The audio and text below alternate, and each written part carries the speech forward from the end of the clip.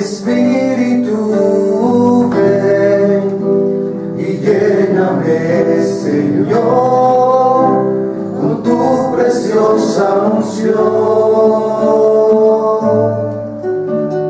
Ven, Espíritu, ven y lléname, Señor, con tu preciosa unción.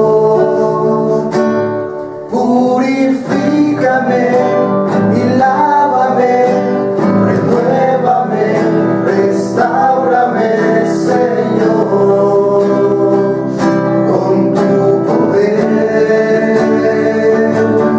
Purifícame y lávame, renuévame, restáurame, Señor. Te quiero conocer.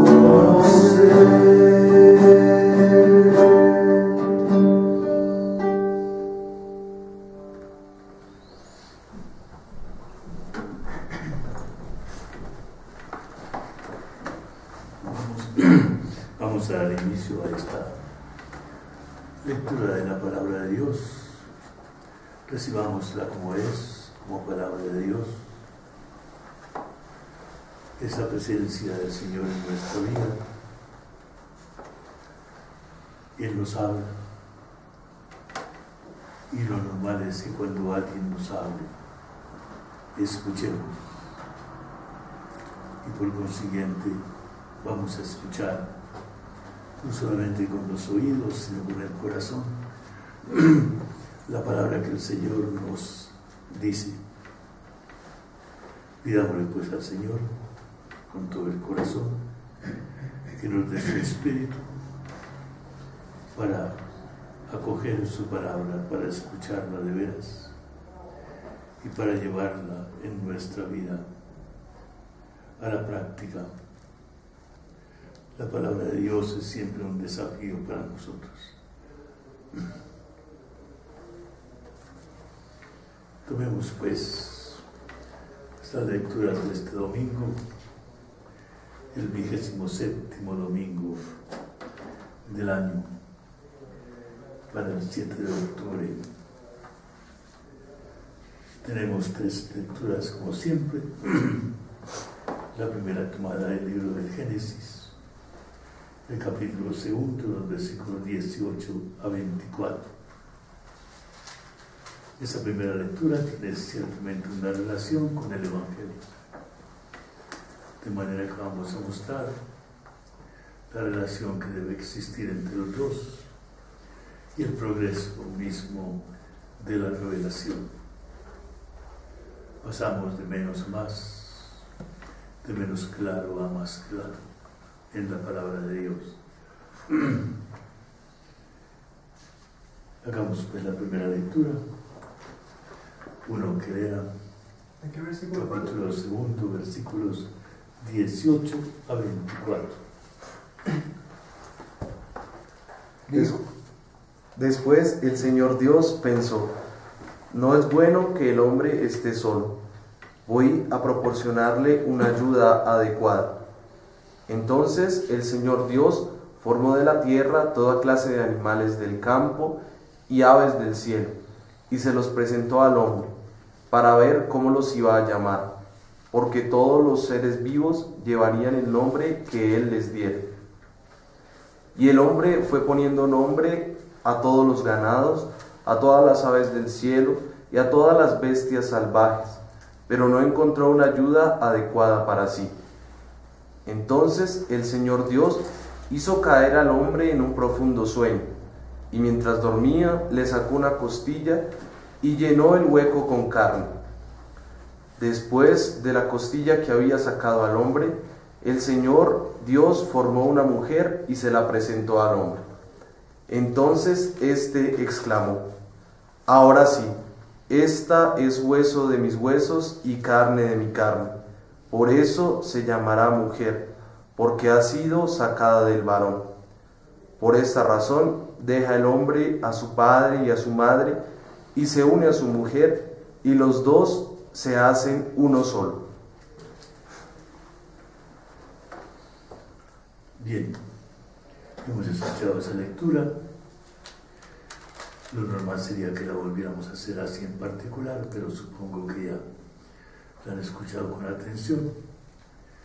Lo primero que hacemos siempre es despejar dificultades, buscar claridad en lo que hay. ¿Tiene alguna dificultad en esa lectura?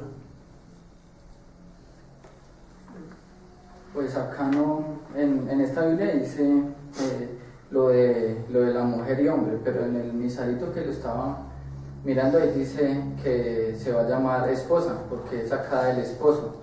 Pero digamos esa palabrita esposa o esposo, digamos, no sé qué raíz tendrá.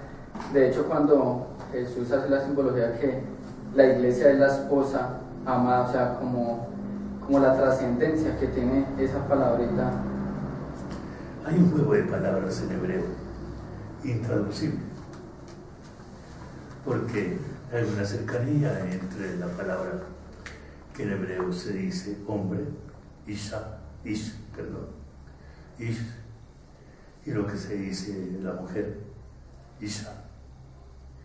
Entonces, traducir por hombre y por mujer no deja ver de ninguna manera el juego de palabras que hay. Por eso, quizás ha querido traducir esposo, esposa, para mostrar la cercanía de los dos. Pero el texto no dice esposo ni esposa, dice hombre y mujer. Lo que pasa es que en hebreo hay una cercanía muy profunda entre las dos palabras, ish e isha. Tenemos ahí los dos, el uno para el otro. Pero no es el término técnico para decir esposo o esposa. ¿Habrá otra cosa que ibas a decir? Sí, claro, padre. Es que a mí me parece, no sé, me parece muy extraño el hecho de escuchar que Dios modeló de arcilla y creó todas las criaturas del mundo, empezando por el hombre, ¿no? No sé. Bueno, me causa mucho curiosidad. Eso en realidad en el fondo es difícil y es sumamente fácil, ¿no? Bien, tú piensas con tus criterios, con los conocimientos que tenemos hoy en día sobre el origen del hombre y demás en la creación. Tú tienes que remontarte allá hasta el Antiguo Testamento, cuando se describía esto, conforme a los conocimientos que había en la época, conforme a lo que pensaban en la época. Tú no puedes juzgar ese texto con la claridad que tenemos hoy en día, si eso es claridad al respecto. De manera que ellos nos dicen qué pensaban en la época. En la época pensaban que Dios había hecho todas las cosas directamente. Hoy en día, a partir de lo que se llama la evolución, se presenta una manera distinta de ver las cosas, y entonces tenemos que tener en cuenta ambas cosas, lo anterior y lo esto. Pero no podemos juzgar con nuestra cultura de hoy lo que el texto nos dice. Tenemos que remontar allá. Bien. ¿Habrá alguna otra cosa? Una pregunta. Cuando dice esta es hueso de mi hueso, carne de mi carne, por eso se llamará mujer. Es decir, mujer que, digamos, ¿de dónde sale la palabra como tal mujer? Porque lo que yo te decía, la palabra mujer es la palabra hebrea, cercana etimológicamente al hombre, pero eso es intraducible, porque hombre y mujer son dos palabras absolutamente distintas desde el punto de vista lingüístico, completamente distintas. En hebreo no, en hebreo es así. Y entonces incluso la lengua, para ustedes ya eso es un poco difícil, la lengua latina, en la traducción de la Vulgata, hace una cercanía un poco forzada, porque dice el hombre vir, la palabra vir significa varón, y habla de la mujer virago, para decir igualmente acerca de los demás. Algunos tradujeron por varón y por varona. Pero varona es más un apellido que una mujer. Entonces, ese es el problema. Padre, otra cosita que me causa mucha curiosidad también cuando dice que así el hombre puso nombre a todos los animales. ¿Sabe? Uno dice, bueno, Dios los creó, pero ¿por qué le pone esa tarea al hombre? Es muy bello, en el fondo es sumamente bello. Vamos a recordar un poco el texto. En primer lugar, ¿quién toma la iniciativa? Dios. Dios. Bueno, eso hay que tenerlo muy en cuenta, es el amor de Dios, el que está presente. Hasta ahora, Adán está solo. Es un Robinson solo. Bien. Y entonces, pero vive en un jardín. Todo eso es ideal. Luis, todo eso es ideal. No pienses que eso era así. Es una cosa ideal, es lo que llaman un catecismo en imágenes. Es una manera de presentar la riqueza que Dios le da, la cercanía que Dios le da, la situación inicial del hombre en plena felicidad y demás, todo eso. Bien, entonces la imagen que nos da es esa: el hombre está solo. Hay animales. Hay una cosa muy importante dentro de la cultura hebrea antigua semita, y es la imposición del nombre.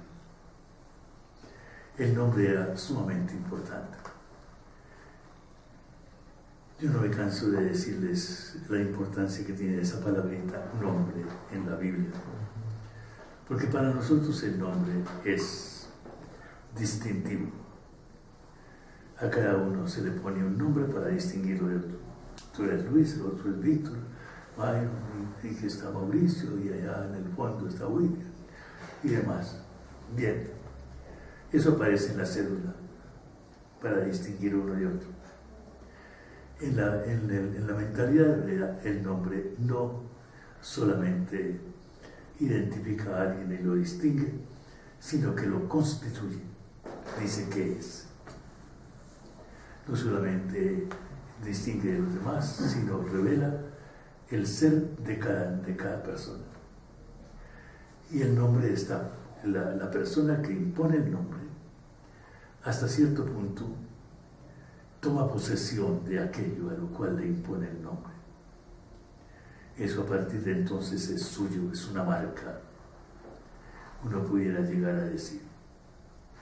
Y entonces, para denotar, por una parte, que el hombre es superior a los animales, porque él le pone el nombre. Ningún animal le pone nombre a Adán. En cambio, Adán pone el nombre a cada animal, es superior a ellos. Y en segundo lugar, toma posesión de ellos, al imponerles el nombre. Toma posesión de ellos. Bien, entonces dice, voy a darle, dice Dios, tomando la iniciativa, alguien dice aquí que lo ayude y acompañe. Una manera de traducir lo que el texto no dice y que leían bien en la lectura. Entonces el Señor Dios modeló con arcilla del suelo todos los animales salvajes y todas las aves del cielo y se los presentó al hombre. Bien, es la creación, quiere decir, la creación viene de Dios. La creación tiene un origen, no es el fruto del azar, no es solamente contingencias puramente humanas, no, hay un origen. Y el origen está en Dios. Es Dios el que da el ser a los seres. Bien. Y puso el hombre, lo modeló con la arcilla del suelo, esa unidad igualmente en la creación, que los animales y el hombre mismo son profundamente terrenos. Hasta cierto punto, el hombre lleva en sí la madre tierra, en esa concepción, y los animales también. Todas las aves del cielo se los presentó al hombre para que les pusiera su nombre, y tendrían el nombre que el hombre les diera. Decía, eso es superioridad del hombre, y toma posesión de todos los seres, son suyos. Dios se los da con la imposición del nombre. Y el hombre puso nombre a todos los animales domésticos. Ahí viene una pequeña visión digamos, de clases de animales que no tiene nada de científico, claro. No ha llegado Linneo para hacer todo esto. Los animales domésticos, a todas las aves del cielo, a todos los animales salvajes. Entonces tienes categorías: animales domésticos, que viven con el hombre; animales salvajes, los que no viven con el hombre; y aves del cielo, y pare de contar. 3 clases de animales. Pero entre ellos no encontró ayuda y compañía la soledad del hombre. Tenía muchos animales allí, pero no había ninguno de su categoría, de su condición. Se sentía solo, era una soledad completa en medio de ellos. Y entonces, Dios, observen el texto que sigue, que es inmediatamente antropomórfico y muy bello. ¿Qué significa antropomórfico? Significa que Dios es presentado a manera de hombre, como si fuera un hombre. Y aquí la presentación que se hace es la de un cirujano. ¿Qué hace un cirujano? Pregúntenle a santos si verán.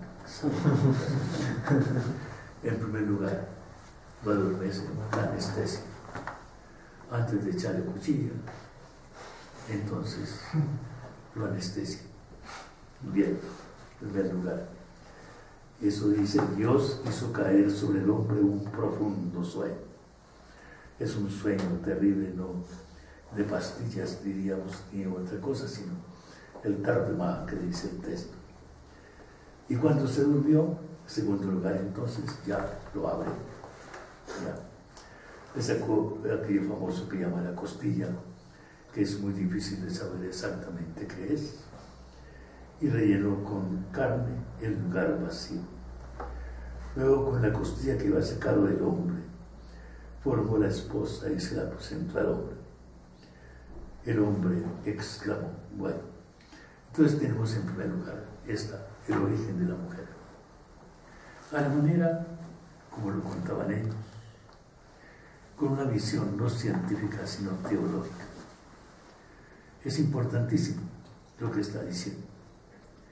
Cuando se trata de hacer los animales, los hace de tierra. Cuando se trata de hacer a la mujer, la hace del hombre, de la parte misma del hombre. Hay por consiguiente una afirmación importantísima, y es que el hombre y la mujer son de la misma naturaleza, son iguales en naturaleza. El hombre no es superior por naturaleza a la mujer.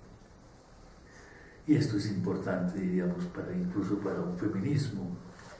Hoy en día decir, en ningún instante, la palabra de Dios considera que la mujer sea de condición inferior al hombre. No, es de su misma condición. Ella fue sacada del hombre. En segundo lugar, se habla del costado del hombre. La famosa costilla, el costado del hombre. El costado, sabemos muy bien, es la región del corazón. Y por consiguiente, no solamente la mujer viene del hombre, es de la misma naturaleza, sino que entre los dos hay una vinculación de afecto, de corazón, muy cercana. Los dos, el hombre y la mujer. Eso, digo, en esa visión que tiene, es muy importante. Bueno, pues, se hace esto, lo sacó una costilla, rellenó con carne el lugar vacío, no todo lo que hace el cirujano, y luego lo despertó, claro está, despertó al hombre, con la costilla que había sacado del hombre, formó la esposa y se la presentó al hombre. Dijo: aquí tiene la compañía, una compañía digna de ti, de tu misma condición, distinta pero igual hasta cierto punto. Y el hombre, al verla, exclamó. Tenemos ahí, uno pudiera decir, el primer poema de amor que hay en la historia del hombre. Pequeñísimo, una poesía muy pequeña que hay. esta sí es hueso de mis huesos, carne de mi carne. O sea, somos iguales. Somos absolutamente iguales. Se llamará esposa, porque fue sacada del esposo, el juego de palabras que hay en hebreo, que indica por consiguiente que esa condición de igualdad del hombre, hueso de mis huesos, carne de mi carne, se refleja también en el nombre que va llevando, o sea, en el constitutivo mismo de la mujer. Se llamará esposa. Por eso el hombre deja a su padre y a su madre y se une a su esposa, y los dos llegan a ser una sola carne. ¿Cómo les parece esa frase? Pongan un poco de inteligencia a esa frase, el contexto en que está. ¿Por qué Adán habla del padre y la mamá que no tenía? Sí. Ambos llegaban a formar una familia, una unidad, pues. No, pero digamos, esa frase en ese caso es, uno diría, es anacrónica. Claro. Es anacrónica, o sea, no representa el momento que hay, porque hasta ese momento no hay familias. No tiene para dónde ir a buscar una mujer en otra familia, porque no hay otra familia. Estamos en un momento dado. Eso es una frase, por consiguiente, que supone, claro está, una enseñanza importantísima de todo lo que es el matrimonio. Por eso el esposo deja a su padre y a su madre. Es el momento del rompimiento. El matrimonio es un rompimiento también. El hombre se aleja, sale de la protección del papá y la mamá y asume una condición ya libre. Importantísimo eso en la visión del hombre que tiene la palabra de Dios. Tan distinto de lo que pasa hoy en día, ¿no? Que hay hombres de muchos años que están debajo de la falda de la mamá y no se resuelven a salir de ahí. Llega a los 40 años. ¿Por qué no se ha casado? Usted decía, no, es que no me atrevo a salir de mi casa. No, a los 40 años, figúrense usted. Otros, en cambio, precipitan las cosas. Bien. Entonces, él aquí deja al padre y a la madre, se separa de ellos y se une a su esposa, y los dos llegan a ser una sola carne. La palabra carne significa la persona, el hombre. Los dos llegan a ser como si fueran uno. Esa unidad profunda del matrimonio. Unidad no solamente corporal, sino sobre todo de espíritu, de afecto. Todo marcado, sin embargo, por esa condición de carne, la condición débil del hombre, la condición caduca del hombre. Tenemos un texto sumamente bello que está en el origen del matrimonio. Bien, entonces podemos pasar al relato del Evangelio. Evangelio de San Marcos, capítulo 10, versículos 2 a 16.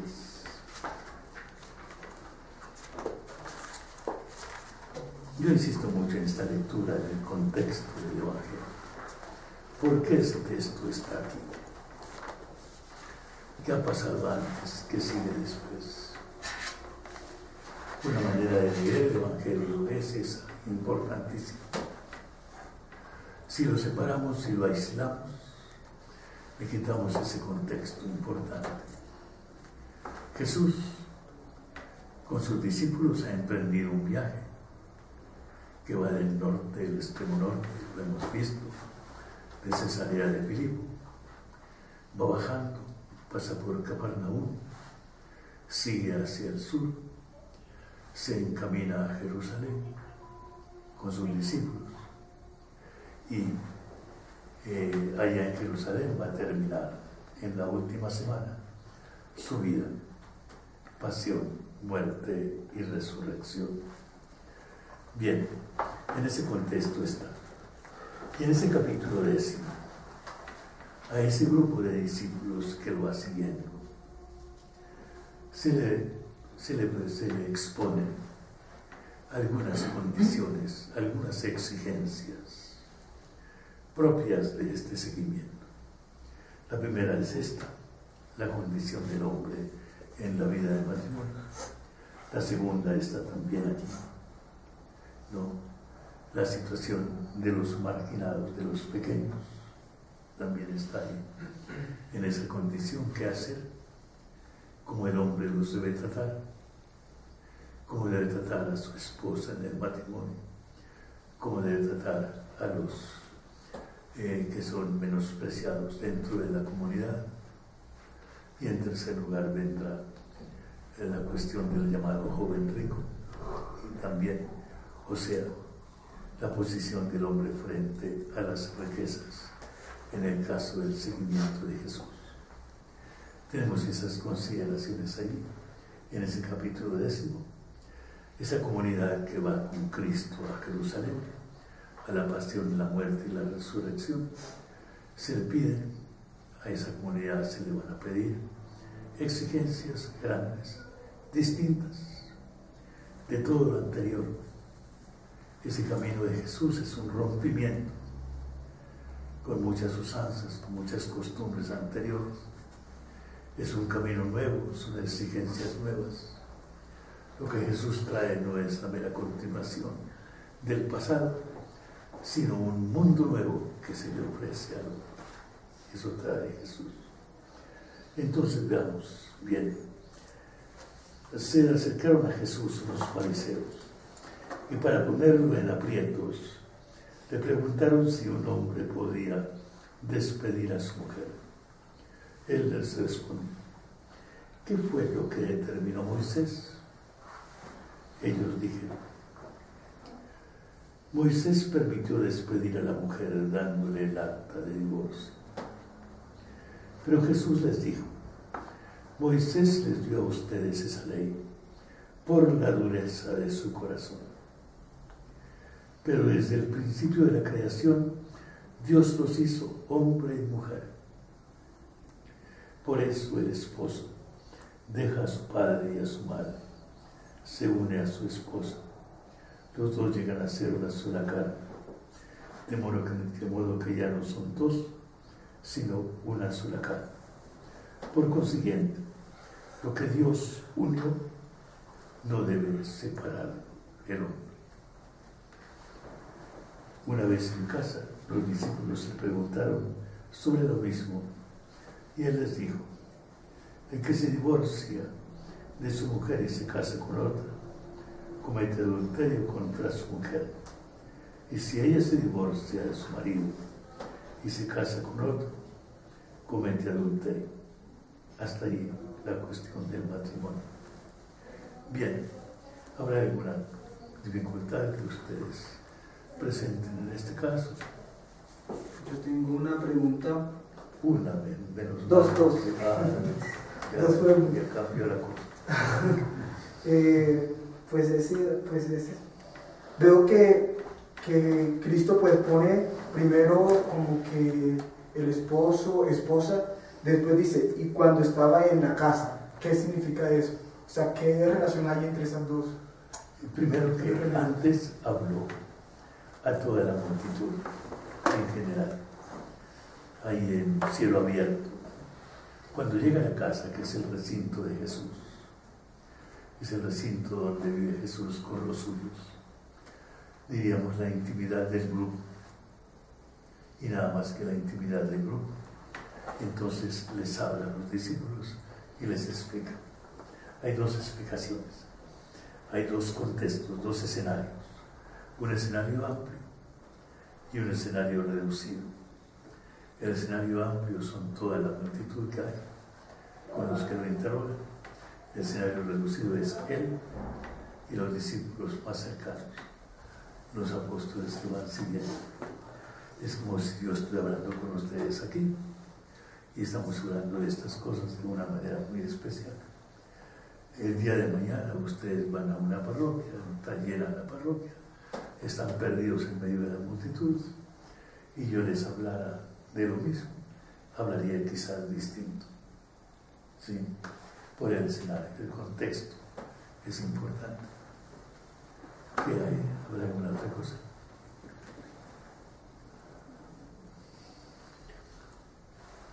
Ahí hay cosas muy importantes en esa lectura. Padre, en el versículo 11 dice: Jesús le dijo, el que se divorcia de su esposa y se casa con otra comete adulterio contra la primera. Lo raro es que si las mujeres no valen, porque dice, y si la mujer deja a su esposo y se casa con otro, también comete adulterio. Siquiera traes eso. Es bien importante. Fíjense que al principio dice, Moisés permitió despedir a una mujer dándole el acta de divorcio. El hombre podía despedir a la mujer, pero la mujer no podía despedir a los hijos. La condición frente a la ley era distinta. El hombre se divorciaba, pero la mujer no. Había divorcio para él, pero no para la mujer. Pero como Jesús da pasos adelante y la iglesia vive una unidad grande entre hombre y mujer, entonces ya en la época de cuando se escribe el Evangelio, no solamente el hombre se divorcia, sino que también la mujer se divorcia. Es un paso adelante en la consideración de la mujer. Es importantísimo eso. Padre, porque dice que Jesús dice, pero Jesús les dijo, Moisés les dio a ustedes esa ley por la dureza de su corazón. Sí, Señor, claro. ¿Qué es la dureza del corazón? Tercos. Actuar mal, o sea, Tercos. El egoísmo fuerte. Es decir, si ustedes simplemente se dejan llevar de sus sentimientos duros y consideran que la mujer debe ser despedida, Moisés les dio esa facultad, pero no exactamente, ni por bien de ustedes ni por bien de la mujer, sino por los caprichos de ustedes. El hombre que se da a guiar de caprichos y egoísmos no está en el camino que debe ser. Esa es la dureza del corazón. El corazón es la capacidad de pensar, de querer, de decidir para los hebreos. Y si el corazón es duro, no acepta razones de bondad. El egoísmo está por encima de todo. Y esa es la dureza del corazón. Otra cosa, ¿verdad? Bien, entonces, volvamos con... Pues más que una pregunta era como también resaltar esa parte de Jesús que no, o sea, lo cuestiona siempre contra las leyes. A ver, ¿usted qué opina de esta ley o qué dice usted de esta ley? Pero una vez más él como que, no sé, se le podría decir que en medio de o sea, una astucia, dices que yo no vengo a ustedes a imponer nuevas leyes, sino que lo que está se respeta y se continúa con eso. Jesús como que se zafa de las cosas. Sí. La prudencia. Prudencia, yo no se le haría cosas, sino más profundidad en las cosas, como en el caso. En el caso está muy evidente todo esto. Entonces, esas preguntas eran capciosas, como se suele decir. O sea, incluían trampas. Jesús no podía decir, no hagan eso, porque va contra la ley. No podía decir eso. Y no puede decir, hagan, porque no está exactamente en el caso, en el plan de Dios. Fíjense la razón que da Jesús. Es importantísimo. En nuestro Evangelio, el Evangelio de Mateo dice la frase, al principio no fue así.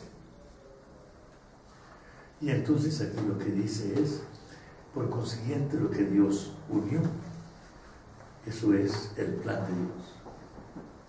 Eso no lo separe el hombre. Dios unió, ese es su plan. Al principio las cosas no fueron así, dice. ¿Qué nos dice? Para interpretar esto, lo que tenemos que buscar, cuál es el pensamiento de Dios, la intención divina. ¿Qué quiso Dios? ¿Qué fue lo que Él quiso? Y eso debe prevalecer por encima de las consideraciones meramente humanas, por encima de la dureza del corazón. Hay que interrogarse en la vida más de una vez si el Señor lo quiere, llevarnos al plan original de Dios, ese que describe la primera lectura tan hermosamente, a través de ese lenguaje que tiene sencillo, ingenuo, bellísimo. En cambio, aquí el Señor les dice, en esa situación, Moisés les dio esto, pero eso no es lo que Dios piensa. Les dio esa capacidad por la dureza de su corazón, pero no por lo que Dios quería. Busquemos la fuente original, el plan de Dios, lo que Él quiere en todas las cosas. Preguntémonos, no qué quiero yo, no qué quieren los hombres, no qué quieren los parlamentos, los congresos que hacen leyes, no qué quieren los abogados, sino qué quiso Dios. Esa es la pregunta fundamental. Y eso es lo que Él dice. Esto no lo podemos solucionar si no lo miramos desde la voluntad divina. Es ahí donde tenemos que mirarlo. Bien, y entonces Él dice, el hombre que de todas maneras hace una cosa de estas está fuera, diríamos, de ese plan original de Dios. Así está, y esa es la parte del matrimonio. Viene la última parte, dime. Yo tengo una pregunta cuando, en el versículo 9, por tanto lo que Dios unió, que no lo separe el hombre. Cuando dice hombre, ¿está haciendo referencia al hombre desde, es decir, como género masculino o el hombre como humanidad, digamos? Como humanidad. Ok. Claro. El hombre como humanidad simplemente es la contraposición en cuál es la voluntad divina, cuál es la voluntad del hombre, que debe prevalecer. Y Jesús dice, prevalece la voluntad de Dios por encima de las debilidades humanas. Tiene que prevalecer. Bien. Entonces, le diría, para terminar, la última consideración que hay, igualmente en la fase final que decía Jesús ahí, el que se divorcia de su mujer y se casa con otra, comete adulterio contra su mujer. Y si ella se divorcia, eso es lo nuevo que hay de su marido, y se casa con otro, ella también comete adulterio, es responsable. Importantísima ese parangón que hay, esa nivelación entre los dos. Entonces le trajeron unos niños para que los bendijera, pero los discípulos los reprendieron. Al ver esto, Jesús se disgustó y les dijo, dejen que los niños se acerquen a mí y no se lo impidan, porque el reino de Dios pertenece a los que son como ellos. Les aseguro que no entra en el reino de Dios el que no lo recibe como un niño. Después abrazó a los niños y se puso a bendecirlos, imponiéndoles las manos. Creo que no es exactamente la traducción, porque se trata de un niño, lo puso al lado de él, lo abrazó. No es que se puso a abrazar a todos los niños que estaban ahí, tráiganme los paganos. El que estaba al lado. En primer lugar, nos dice, había niños en la caravana. En segundo lugar, los pequeños, los pobres, los que no cuentan, los que no parecen contar en la sociedad, en la iglesia, para Cristo, tienen un valor especial, un valor importantísimo. Y eso también es algo que nos debe cuestionar y debe cuestionar a la iglesia en el mundo de hoy. Yo recuerdo esa hermosísima, alguna vez les hablé, hermosísima oración, sermón del tiempo de San Juan, pero no hecho por él, sino por el gran orador Bossuet, de la época en Nuestra Señora de París, un sermón bellísimo que se llama La eminente dignidad del pobre. En su época hablaba él así. Les decía que hace unos años hubo un gran actor francés de cine, Pierre Freinet, extraordinario, de una voz bellísima. Se aprendió ese discurso de memoria largo y algún día lo grabó él mismo desde el púlpito de Nuestra Señora de París.